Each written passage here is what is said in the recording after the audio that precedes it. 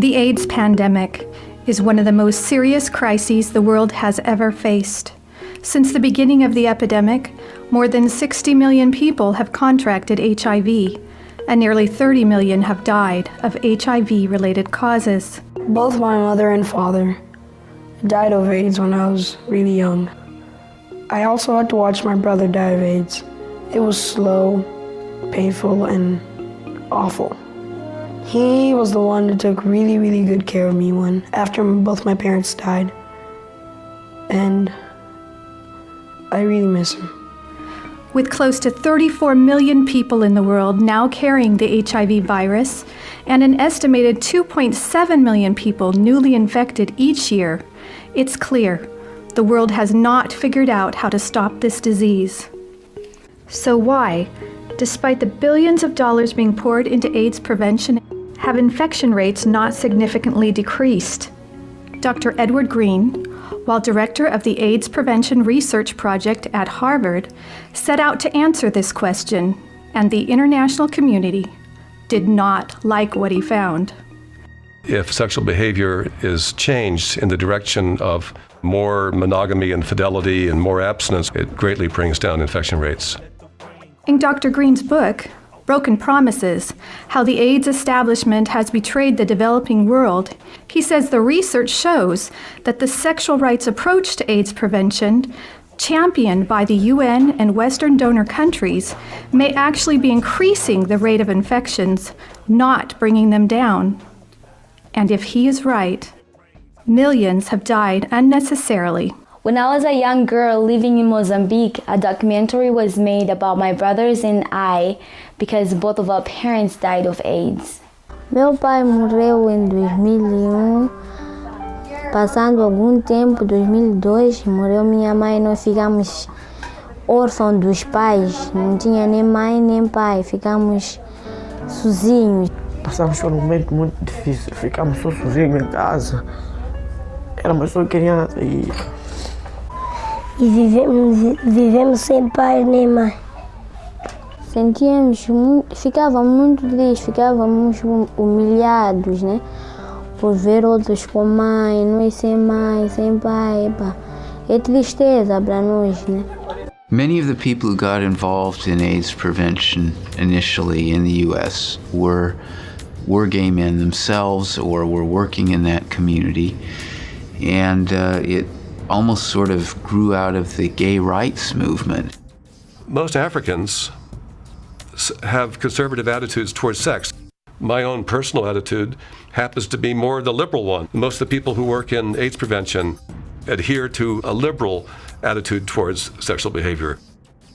When we're talking about vulnerable populations, we're talking about, among others, gay men, injecting drug users, and MSM.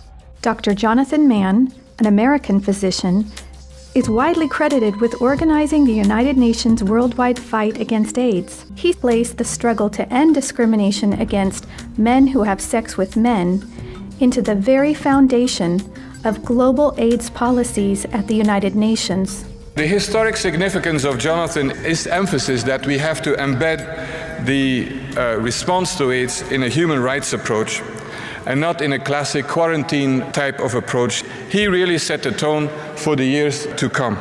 President Obama issued a directive to all U.S. government agencies that engage in international activities to make advancing LGBT rights a top priority. We have done more in the 2.5 years that I've been in here than the previous 43 presidents to uphold that principle. The Obama administration defends the human rights of LGBT people as part of our comprehensive human rights policy and as a priority of our foreign policy. For us, family stands at the heart of everything we do. We live for the family.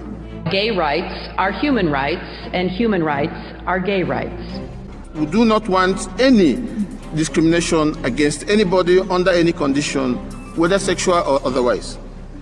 But we have to state clearly and forcefully that this concept stands against everything we stand for in Africa. And because we have rights, governments are bound to protect them. the issue of sexual orientation in the United Nations human rights system has not yet mustered consensus.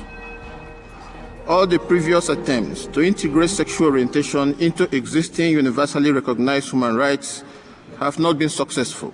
Recently, there was an announcement both by David Cameron and by President Obama that, you know, they are willing to cut off aid to countries who do not recognize LGBT rights. No, we want to object to that as just being manipulation.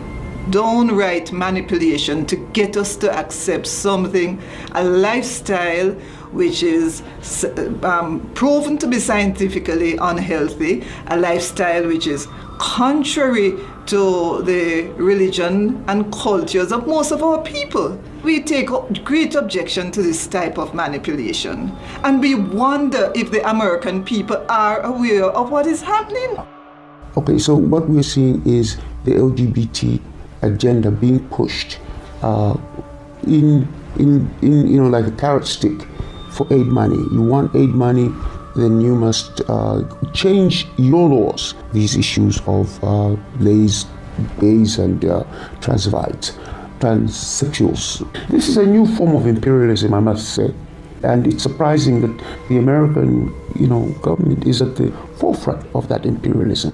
What is amazing is that these countries that are harassing us, smaller countries, in these countries, the rate of HIV/AIDS among the homosexual groups there, typified as MSMs, that rate is increasing, and not only so, it is said to be out of control. This is recorded in the scientific journals. The U.S. Center for Disease Control openly admits that although men having sex with men represent only 2% of the U.S. population, they account for approximately 60% of all new HIV infections and are 44 times more likely to be infected with HIV. And finally, they admit that men who have sex with men are, quote, the only risk group in which new HIV infections have been increasing steadily since the early 1990s. Why then would they want us to accept this type of lifestyle as being a healthy and wholesome lifestyle? One has to seriously question the intentions of President Obama and the other presidents across the world. People are saying because we have criminalized the LGBT activities, we do not have good governance. What is governance? In the United States, the states that allow same-sex marriages, and the other states that don't allow same-sex marriages. That's democracy. People have chosen. The people in those particular states have determined, and the majority have spoken. It's deception. There's no human rights based on behavior. All people are equal, but not all types of behavior are equal. That's blackmail, and it's blackmail on a moral issue, on an issue that we're forcing governments, African governments, now to go into the village and explain to their people. You're getting money to build that borehole. You're getting money to, bring water or electricity into your community simply because you're now going to allow Jane over here to marry Mildred over there. We stand against violence to anybody in the community. We stand against violence. At the same time, it does not mean that we have to accept the lifestyles of others. I'm not saying that I am that I don't like homosexuals or lesbians. I love them. They're my brothers and sisters. But I do not love or do not like what they do. But what we're emphasizing is that maintain your way of life while we maintain our own. Well, the end result will be deconstruction of the family system and the family structure in Jamaica. The third and perhaps most challenging issue arises when people cite religious or cultural values as a reason to violate or not to protect the human rights of LGBT citizens. It's against Christian values. And we take, our Christianity differently. It's not like you put on a coat and you can take it off at night. We are Christians through and through, and that's Christianity. We adopted from, the very same people now who are coming in and saying, we're not giving you aid money. It usually starts, from what I've noticed, it starts with the repeal of the anti-sodomy laws, but it doesn't stop there. Once these laws are repealed, it then gives opportunity for persons to demand other rights. They get to the point where they demand marriage or civil unions. Then it gets to the point where churches, there is a demand for these unions to be solemnized in churches. It gets into the educational system. It gets to the point of where criticism of the lifestyle then becomes an offense, and people are fined for this type of thing. And to come in and to say we must change our laws, it's actually to come in and say what we told you about Christianity, what we told you about Islam is not true. Then the Bible maybe has to be changed in this case, because it's in the Bible, and we were told it's in the Bible. There's no witchcraft. You shouldn't have more than one wife. You shouldn't do this. You shouldn't do that. And homosexuality is wrong. Lesbianism is wrong. A man should not be dressed like a woman. Now to come in and say we have to change. What platform really are we on to say that we must change? Once you say anything remotely critical of the lifestyle in these countries, there is a problem.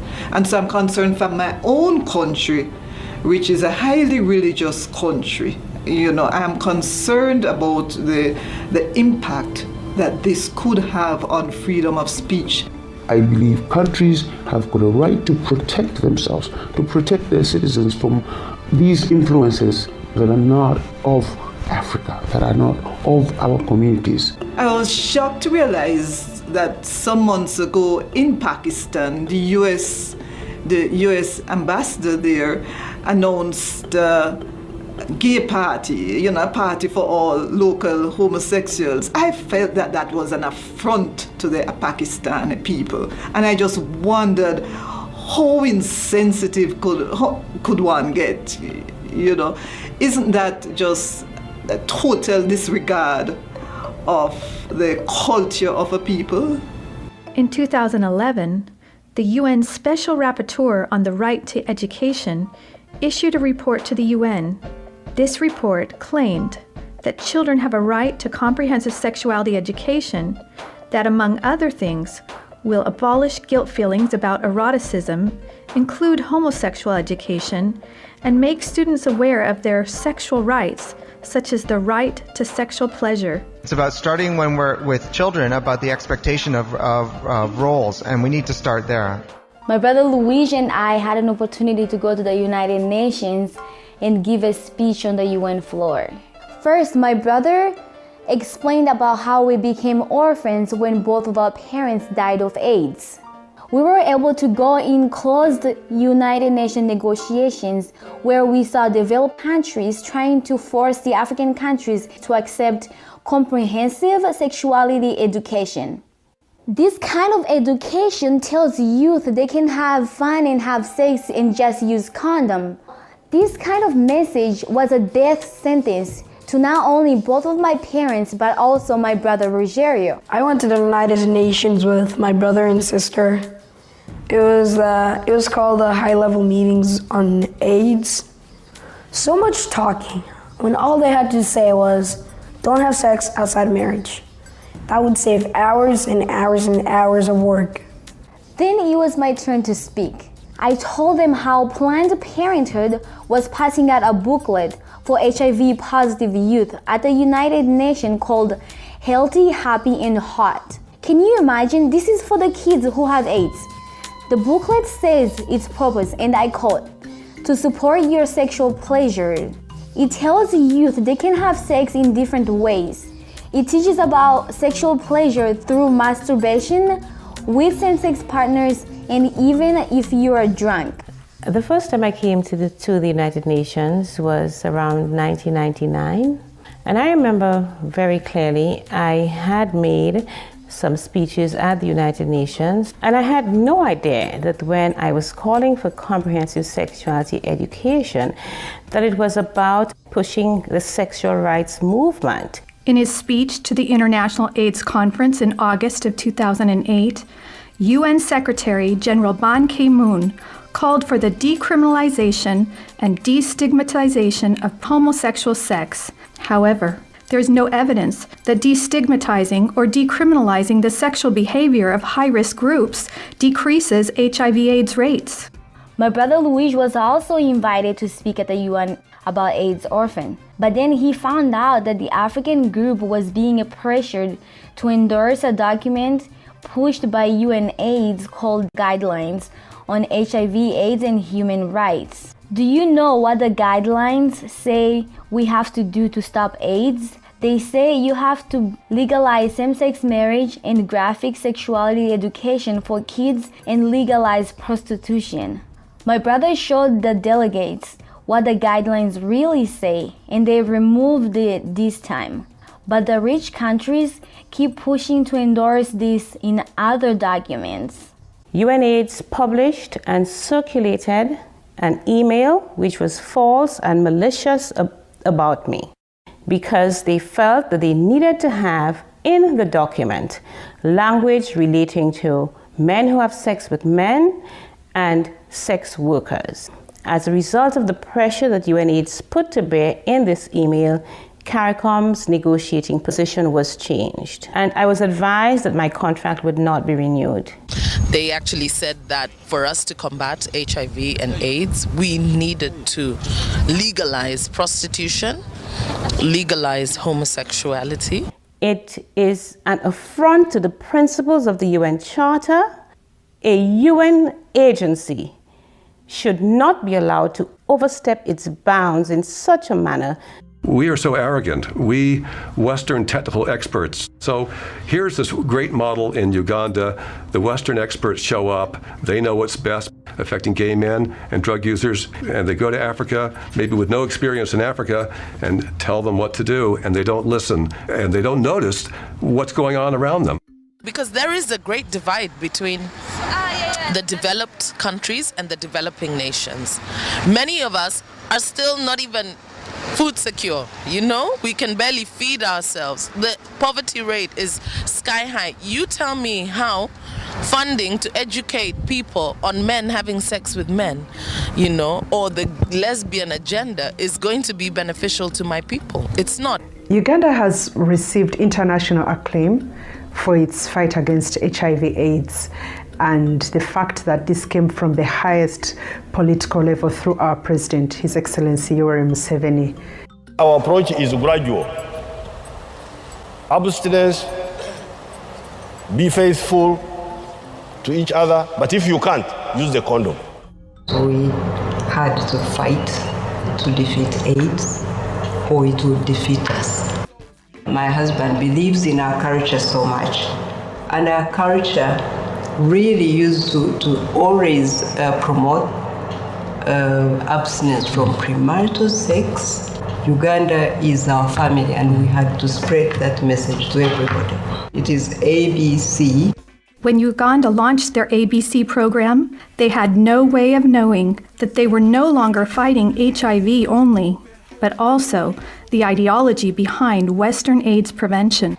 Uganda is now very concerned that its success is being eroded by criticism leveled against it, that it's not laying enough emphasis on the use of condoms and should actually reduce its message on abstinence and being faithful to one's partner. It could be said that the small African country of Botswana represents one ideology in the AIDS policy struggle, and that Uganda represents the other. In 1990, Botswana had a prevalence rate of only 3%. In 1992, it rose to 10%, and in 2011, it reached an alarming 24%, the highest in the world next to Swaziland. In 2015, more infants are expected to die of AIDS in Botswana than are born in Boston and Philadelphia combined. Let's compare Botswana and Uganda. In 1990, Uganda had one of the highest HIV infection rates in the world, with a rate of 15%. Then, in 2006, Uganda's infection rate took a dramatic drop to only 5%, one of the largest reductions of new infections ever recorded. The way it worked in Uganda was probably just about right. You had President Museveni going around from town to town with a bullhorn, literally telling people, you've got to change your behavior or you're all going to die. And if you're really going to do something stupid anyway, at least use a condom. That's probably about the right message in a place like Uganda or South Africa or Botswana, where a large proportion of the potential partners you're going to run across are HIV infected. That is the truth, and that is what you ought to be telling people. Infection rates are going up in the U.S. They're going down in Kenya. They seem to be going down in Ethiopia now. They went down in a major way in Uganda. They went down and stayed very low in Senegal, and yet we're going to these countries and telling them how to prevent AIDS. People say we have poverty and we have women not having choices in their lives, and then there's this huge disconnect, and therefore we have to go with condoms. What sense does that make? These women who have no choices and no power, do they think they're going to get their husbands to use condoms with them regularly? Today, a condom isn't something that a woman can, in most situations, negotiate. And so we have to look for prevention tools. Condom use in steady partnerships is not even in the double digits anywhere in the world among heterosexuals. Anywhere in the world. I could see where he was going, but a part of me could not stop. It felt so good to be loved. And he asked for sex. And I thought, I don't give in, I'm going to lose this guy. The good news about condoms is that they are an effective product. The bad news is they're not 100% effective. They had to take a blood test. It was the worst experience I ever went through. I was shaking also. I said, God, if I have AIDS, I'm finished. And I came so close to the fact that I could be HIV positive. I just lost a friend, 21 years old. I saw her in the last stages. She had full-blown AIDS. It was so scary, so scary. Who among us has not heard somebody say that you can only get HIV from unsafe sex? Well, that's a statement that condoms are 100% effective, which just clearly isn't true. The way we do AIDS prevention, which can be called risk reduction only, you're reducing the risk but not avoiding or eliminating the risk. If you're a young person in South Africa, even if you're using condoms consistently, if you're in a situation where a third of the potential partners you're running into are positive, even with 90% protection, there's a substantial chance that after several years you're going to get infected anyway. Which countries in Africa have the most condoms and use the most condoms? Botswana, South Africa, Zimbabwe. Those countries stand out. And they don't have lower infection rates, they have higher infection rates. We put that data into a table that shows as condoms become more available, instead of infection rates going down, they actually rise. The use of condoms is what we believe is the cause for the slight increase that we have seen in the infection of AIDS, HIV. And this is because it lets our population believe they can let their guard down and they can actually behave in risky behavior because of the belief that these condoms can actually prevent AIDS 100%, and that is not true. I'm in no way opposed to promoting condoms as part of a strategy for AIDS prevention. The problem with condoms is if we let that give us the illusion that we can forget about the A and the B. If you're a young person in South Africa and you've got the message drummed into you that AIDS prevention equals condoms, you think you're protected, and therefore you don't examine your underlying behavior and stop to question whether Having multiple partners in the middle of an AIDS epidemic is totally insane or not. You know, you can use the analogy of seatbelts and drunk driving. It's not a bad idea for them to wear seatbelts. The problem comes in when you have the illusion that as long as you wear seatbelts, it's okay to keep driving drunk. Meu pai ficou doente quando nós estávamos em 10 de agosto, por muito tempo. Sentia-se mal quando nós víamos ele doente. Pensávamos, quando ele morrer, vamos ficar com quem? Quem vai nos sustentar? Sempre andávamos tristes. Mais tarde, ele acabou por perder a vida. Quando ele perdeu a vida, também ficamos desesperados. Porque ficamos por 3 meses na casa sem teto. Eu brincava com meus amigos. Às vezes, meus amigos, quando eram chamados com a sua mãe, ele respondia mãe. E eu não tinha mãe para poder responder. Então, eu ficava assim um pouco mais triste por não ter mãe. Não tinha ninguém para poder chamar mãe. Right now, nearly 40 million people are living with HIV. The annual cost of getting treatment to everyone in the world who is HIV positive will be more than $13 billion a year, every year. Moreover, these figures assume no increase in the total number of people who will need treatment. Yet we're averaging over 4 million new infections a year. In other words, for each new person who got treatment for HIV, about 10 people became infected. If we don't increase our investments in prevention, how can the world afford, from a humane perspective, from a moral perspective, from a financial and economic perspective, that every year between 4 and 5 million people will become infected? The cost of promoting the ABC program the way Uganda did it in the early years, when they broke the back of what was then the world's worst epidemic and turned that epidemic around, it was less than 50 cents per person per year.